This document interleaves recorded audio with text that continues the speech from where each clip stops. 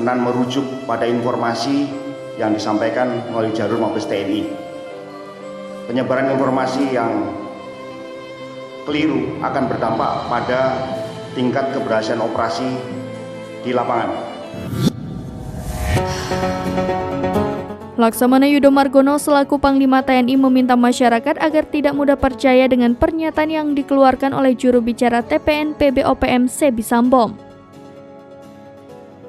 Ia mengatakan banyak berita yang dibangun Sebi Sambom itu hoax sehingga masyarakat diharapkan jangan terlalu percaya.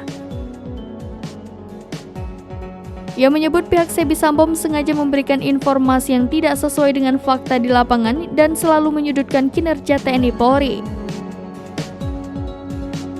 Ia menegaskan berita yang beredar harus dipilah karena TNI bertugas mengamankan masyarakat dari gangguan KST atau KKB.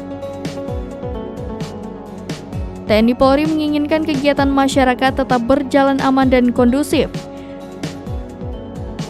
Sekali lagi ia menghimbau kepada masyarakat agar jangan mendengarkan berita hoax yang akhirnya membuat panik.